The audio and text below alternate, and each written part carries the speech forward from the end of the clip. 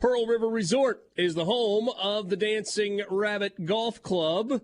We'll tell you more about that later. It's also the home of the sports book at the Golden Moon Casino. And if you put some of your hard-earned money on Mississippi State, you were perhaps excited about the Bulldogs winning, but then you were sad that they were not going to cover, and then at the end they got it done in the wildest of ways, so congratulations if you stop by the sports book at the Golden Moon Casino on being a winner if you had Mississippi State on the second day of 2023. I would love to know how many people had State -3.5 or -4, and after the field goal went in, turned it off. And just decided, I'm done. I'm done. I mean, when they got it down to what? Like 5 feet from the goal line, instead of punching it in, which was the right decision. I'm not criticizing at all. But when Will Rogers took that snap, got in the middle, took a knee, I would love to know how many people turned the game off and walked away pissed off. Because if you were laying the points, you thought, okay, they got time to run one play, and they've still got a timeout. Yeah. And they get it down inside the 2-yard line, and you're like, all right, one handoff. Maybe they'll get it in, got to cover. Oh, no, they're going to kick a field goal. You got to be kidding me.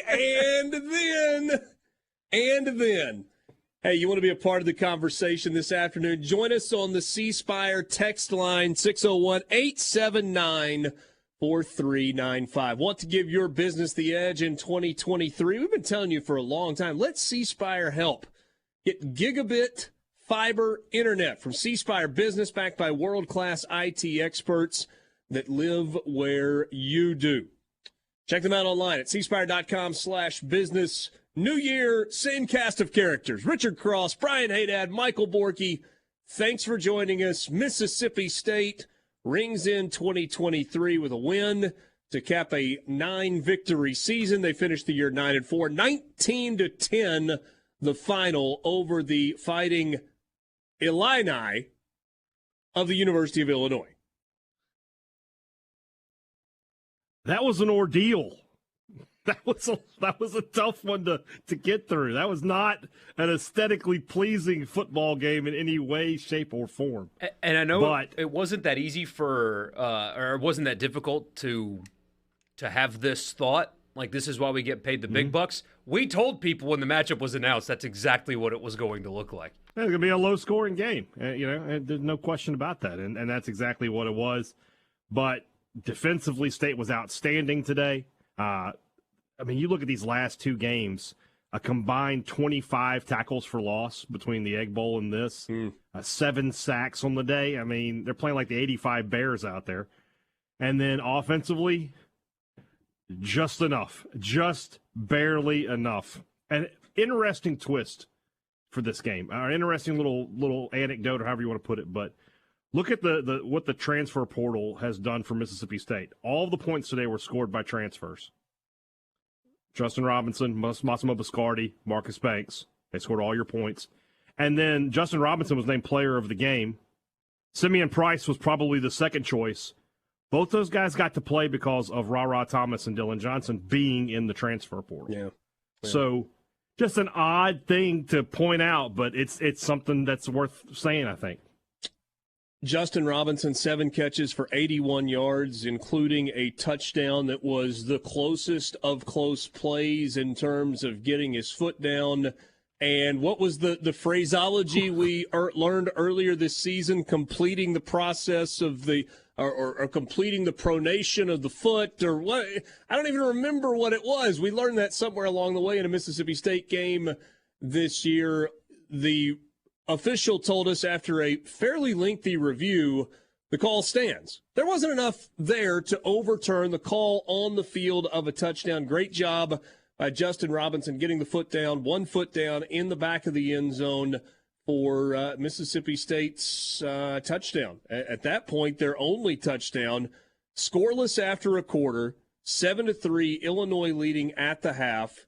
It was 10-3 after 3 quarters, Illinois leading over Mississippi State, but the Bulldogs blank Illinois in the fourth quarter. They outscored them 16-0 in the final 15 minutes of the ball game en route to a 19-10 win. Will Rogers goes 29 of 44, 261 yards. He had 2 first-half interceptions. In the second half, he was, 15 of 18 for about $120 and a touchdown. Really good in the second half. At one point, he was 12 of 13 for, I think it was 93 yards and a touchdown. And he played much, much better in the second half. I don't know. Guys, watching this unfold, and in fairness, I was not able to sit and watch every snap. I'll tell you why coming up later. Might or might not be interesting to you, including having fire trucks called.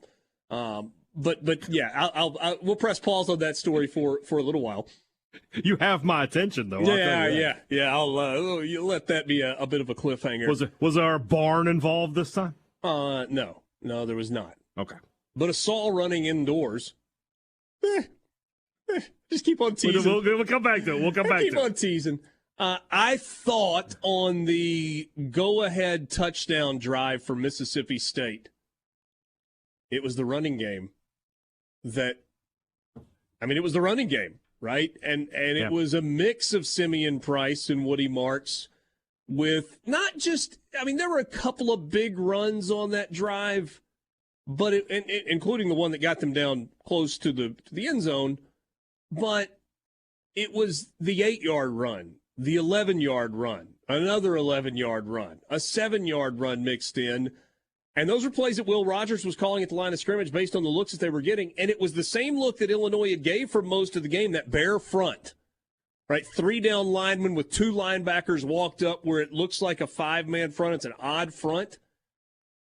But Mississippi State blocked it well, and you had some really good individual plays by those 2 running backs, especially on that drive that resulted in the go-ahead touchdown. State's offensive... And that's just been the story all year. It's been the story all year. Run the football to win for Mississippi State. Every time they've been over 100 yards, they've won. Simple as that. Today, Marks and Price, only 17 carries, but they combined for 118 yards. Even Will Rogers was in positive today. 3 carries for 7 yards for him. So State, and that's going to be, what we're going to talk about in the next few days, obviously, as State, shuffles its offensive staff, is they've got to find a way to be more consistent and more, when I say consistent, I mean in terms of running the football, not in terms of what they get when they run it, because they're successful when they do. They've got to find a coach and a coordinator who will run the football. Yeah, State's offensive line today, even early, when Rogers was struggling, Illinois decided they were going to bring pressure, and a good bit of it, honestly. And they held up well enough in the first half to keep Rogers off his back, but there were a lot of batted balls and disrupted plays and stuff like that. As the game wore on, it felt like State was the more physically gifted football team. And State's defensive front, especially in the second half, were more and more effective at stopping the run, getting to DeVito, and then on the other side, same thing.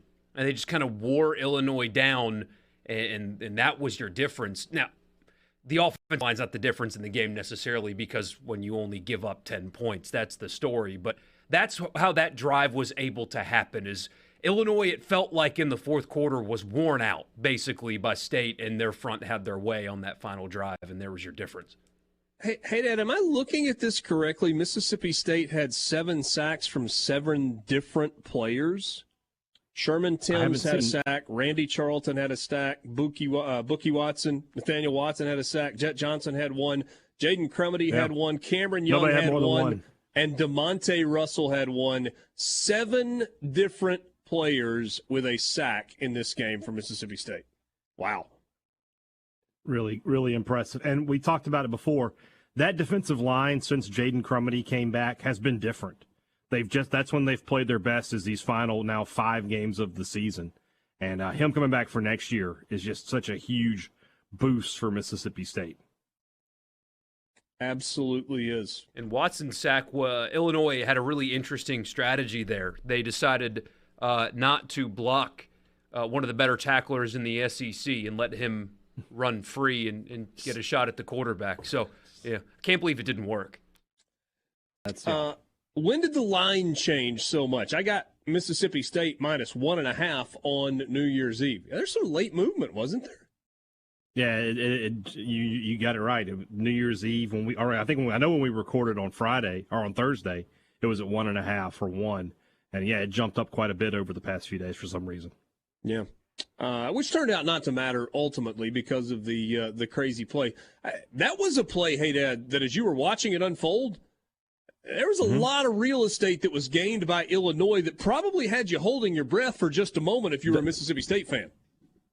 I think it was the second lateral. I was like, oh, he's got a little room. And, you're watching it. You know that you got guys back there, but anything can happen in those situations. But once it got back to DeVito and he just sort of pushed it across the field, that's when, as soon as it bounced, I was like, okay, I don't think we're going to have an Alex Collins situation here. Yeah. Shut up. Shaq Bully in Biloxi. Didn't the last lateral that State scored on look like a forward pass? It was very close. It was like Music City Miracle close. Yeah. Hey, is my camera playing tricks on me, or Borky, are you doing the whole mustache thing again? Is that like a shadow, or is that okay? Oh, it is. Let's go. Did you start that last week? I felt like I noticed that last week, and I forgot to say anything. Yeah, I guess so. Subconsciously, it wasn't like an active thing until I was shaving. I was like, you know what? Why not? See where it takes me. It worked so poorly last time you thought you'd try it again? It's getting better. Okay. It looks good. Don't you let anybody talk you out of it this time. Just thought I'd... Wasn't it your wife last time that was like, no? Yeah, but it ended it. Okay. It gets to a point, Yeah. So we'll know that when you shave it, she said, okay, that's enough. That's no more. enough, yeah. Goodbye. That's the point, yeah. There you go. David in Hattiesburg was telling you guys mentioned a second ago size differential between Mississippi State and Illinois. Well, I think Borky just said, State looked like the physically dominating team. David says, how about the announcers talking about the Illinois players and how much bigger Mississippi State's guys were at the beach? He said, well done. And this, by the way, is a great Freudian slip. He says, well done, strength abs conditioning group. It was supposed to be a strength and conditioning group, but, just perfectly slid in there. Perfectly slid in there. If Griffin would have come down with that go route at the end, it would have been a good way to end it in Leach fashion. Perfect ball, but glad they got the win. Talking about Mississippi State. Good coverage there. Yeah. All right. What do they mean for Mississippi State? It is great to end the season with a win. It is great to end the year with 9 victories. It is great to be able to ultimately honor Mike Leach one last time with a victory with the really cool pirate flag on one side of the helmet. Nice touch. And people have been talking about that since his passing, about what Mississippi State would do uniform-wise to honor Mike Leach. I thought that was kind of a great final tribute. And then ultimately the final tribute was getting a win to close out what was his season as the head coach, even though this was game 1 for Zach Arnett. Yeah, I think Zach Arnett would agree with your assessment there, that this was Mike Leach's team, and Zach Arnett's first team will be in September, Labor Day weekend of September 2023. I think from an emotional standpoint, State obviously needed the emotional uplift of a victory. You're talking about a month of grieving, of trying to get through everything, and now you finally have that release of winning the game. I mean, you saw Will Rogers in post-game in the interview, obviously very emotional. I would imagine there were some tears in that locker room. And so from that perspective, the State needed that. From a football perspective, now you're going to finish the season ranked in the top 20. You've won 9 games for the 5th time since Dan Mullen took over in 2009. So, I mean, to me, that's the start of modern MSU football. And you're just what? From Jackie is the 90s, right? Kroom in the 2000s. Modern. That's modern Mississippi. You just want to eliminate Sylvester Kroom from the annals of Mississippi State history. Hold on. Jackie Sherrill is absolutely the beginning of modern Mississippi State football. Spin zone. Can you call it modern when the players weren't alive during the time? Yeah, I'm talking about wouldn't the what college modern football era is be today. Wouldn't that College be football what is players were today. alive? 2009 is about right. Regardless, all right. For me, I'll just say 5 times in the last 12 years. There you go. That works for me too. Yeah, I can do it mathematically. So obviously, Mississippi State's not a program. You had it the other day, right? Was it 9 times in the history of the school they've won 9 games, or 8 times prior to today? That is correct. And so, this is a great season for Mississippi State. It was not the most aesthetically, and to use it again, aesthetically pleasing season. There were definitely some times you had to grind things out. The last month of the season was really, really tough at times. But you got 9 wins, and that's all that matters. And then, I've been talking about 2023 since last year, since we started talking about the big year. This is going to be it for Mississippi State. This is where they're lined up to have the big year. You take a lot of momentum into the offseason. You're going to have some new faces on the coaching staff, obviously. You need to go into the portal to get a couple of players here and there. You need a kicker. You need probably some pass rush. And depending on who your OC is, you might take a look at another quarterback. We'll see what happens there. But 2023 should be a good year for Mississippi State. They should start the season ranked. They should be people talking about them as a dark horse in the West, in a West that looks like it might be as wide open as it's ever been. This is the year for Mississippi State coming up.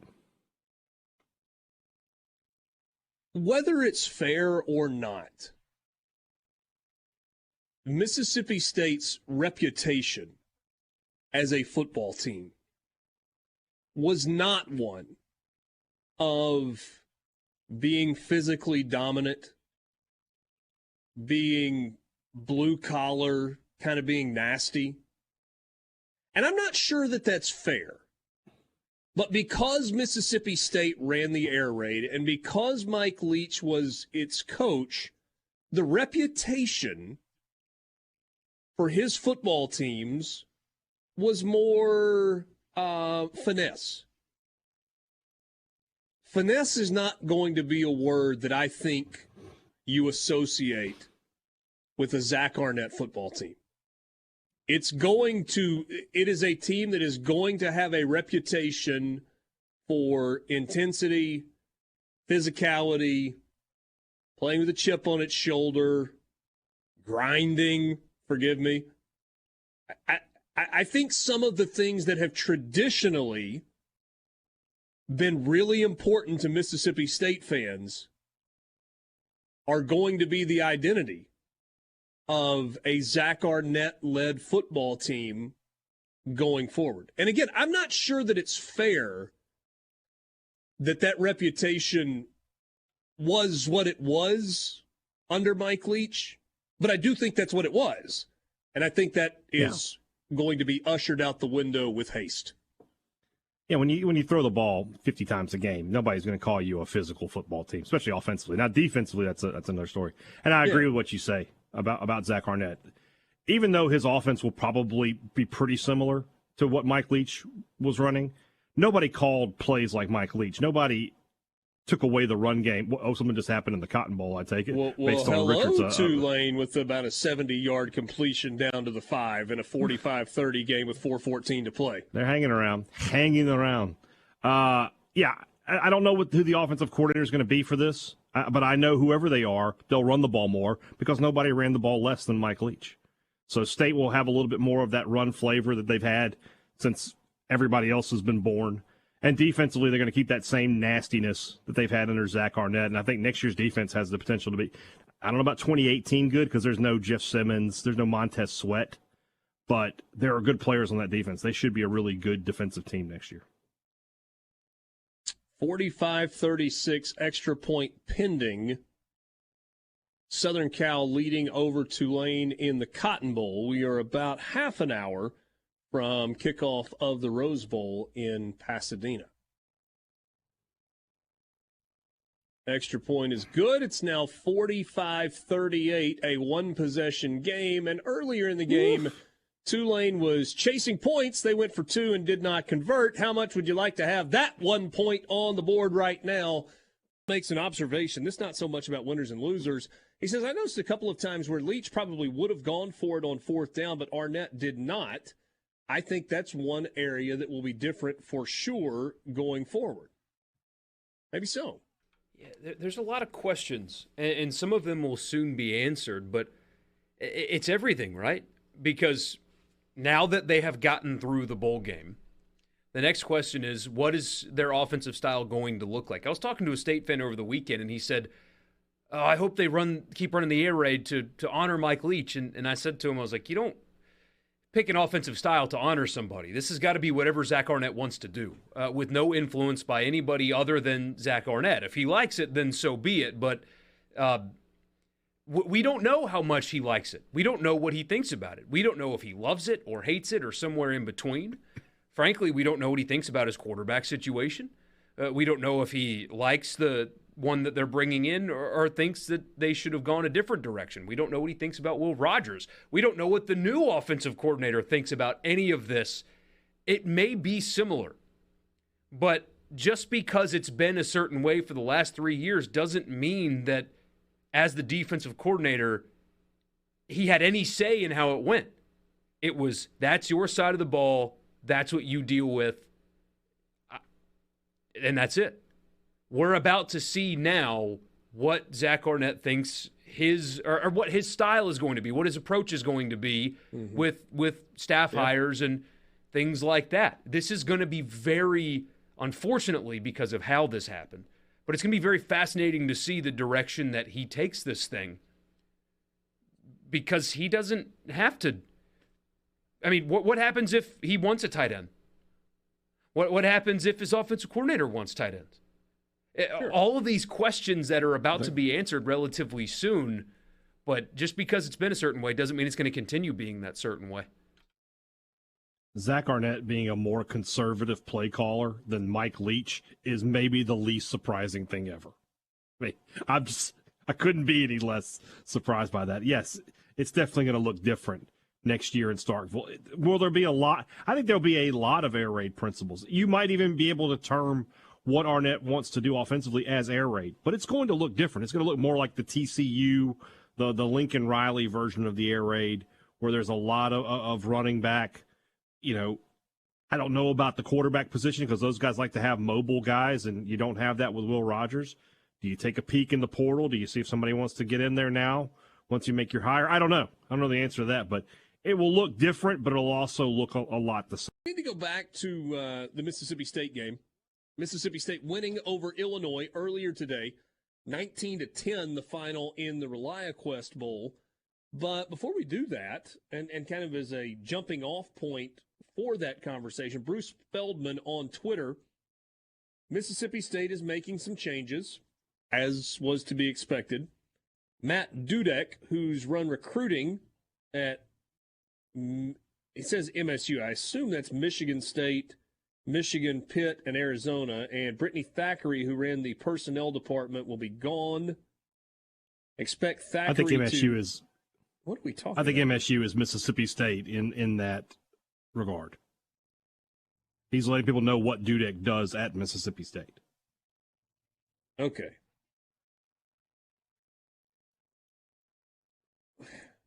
So is this just saying people that are leaving? Correct. Matt Dudek and Brittany Thackeray are not expected to be a part of Zach Arnett's support staff. Gotcha. Thackeray is expected to end up on Southern Cal's staff, and he says also big moves coming on the MSU offensive staff. Hey, Dan, what are you hearing in terms of Mississippi State coaching changes? What's on the horizon? That Bruce is correct, that there's going to be a sort of an overhaul. There'll be a new offensive coordinator. They've got to figure out, does the new offensive coordinator coach quarterbacks, or do you have to bring somebody else in for that? I expect the wide receiver position to be brought down to one. I expect it to be a wide receivers coach because, honestly, I expect there to be a tight ends coach needing to be brought aboard when this is all said and done. Defensively, I mentioned it earlier, I expect Matt Brock to get the bump up to defensive coordinator. There may be a little shuffle there, but the only offensive coach that I would not, I think is not leaving for sure. You know, they could keep somebody else. They could keep Washington. They could keep Hollingshead, whatever. I think Mason Miller will be back in Starkville next year for sure. The rest of them, it's up in the air as of this moment. Okay. rather significant. Yeah. Yeah. Basically, I mean, Arnett's going to reshape the entire side of the ball. Yeah, because Arnett, this is Arnett's prerogative to do this. I mean, he is the new head coach. Obviously, you would hate to, lose. And, well, these aren't even my guys. You got to be able to at least say, at least I lost with my guys. You have to be able to build your staff. Exactly. And it's kind of, it sucks, right? Because it's not Spurrier's fault. Let's just use him as an example, right? Had Mike Leach not passed away, Steve Spurrier Jr. would have been the outside wide receivers coach and the passing game coordinator for Mississippi State. No questions asked, right? Coming off a 9-win season, you're not shuffling things around. You're not forcing people out. But because you have this tragic situation, this is some collateral damage to that. So there will be some new faces and a new style of offense. It's not going to be the same air raid. You might not even call it air raid. It'll have some, because all offenses do. It'll have a good chunk of air raid principles. But the way Mississippi State played on offense in 2022 and the way it will play in 2023, they're going to be different. There's just no getting around that. That needed to happen. It needed to happen. It feels callous to talk about this in this way, but it needed to happen. State offensively this season did not perform consistently good enough to not make some kind of change. Things have to be different. Sure. I'm thinking of like the night in Lexington, for example. And it happened again today. They didn't win the game because of offense today. They won the game because Zach Arnett's defense was particularly good. Something had to give there. Running it back this exact way in 2023 felt like there was going to be a ceiling on the win-loss record for next year's team. Mm-hmm. You had to make something. I don't know what kind of philosophy change Leach would have made had he still been here, but I think it's fair to think that, he's not dumb. He saw what was going on with the offense and how much more successful they were when they ran it consistently. You had to find a way to continue to do that. Now you're going to find an offense. It's not going to be 50-50, but you're going to see a much more committed approach to the running game, I think. And look, head coach change or not, this next week is when staff changes happen on football staffs all over the country. Lane Kiffin said after the Texas Bowl that there were going to be changes on his staff. And just frankly, the way it is now with the early signing period, you get through signing day, you get through the bowl season, then you make the changes to your staff. It helps you keep together a recruiting class, whether that's good, bad, right, wrong, whatever. It's just how it is. You're not going to make changes immediately after the season unless they're just completely obvious changes until you get through the early signing period. Football Scoop has reported that, according to sources, the following coaches are not expected to return. Drew Hollingshead, who is the inside receivers coach, Steve Spurrier Jr., the outside receivers coach, running backs coach Jason Washington, defensive line coach Jeff Phelps. He also mentions, I think it's John Bryce that had this report, what Bruce Feldman said as well about Brittany Thackeray and Matt Dudek. And says that other changes are possible as well. Yeah. So we'll see. We'll see how it all shakes out. But I don't think Washington's the one that strikes me. Washington's the one that strikes me because Washington has been a good coach. He's a really good recruiter. And you think about him in his first year as a running backs coach ever. He's been a defensive coach his entire career. I thought State's running backs were really good this year. Thought they were improved, and they were given them more opportunities, and they took advantage of them. So, hate to see Washington leave the staff. Everybody else on that list I'm kind of mad about. Congrats to Football Scoop, though, getting back in the game, reporting news. They took all that time off right around the Egg Bowl, weren't reporting any news. Great job, guys. Glad to see you back in it. You seem bitter. That's not bitter. That's sarcasm is what that is.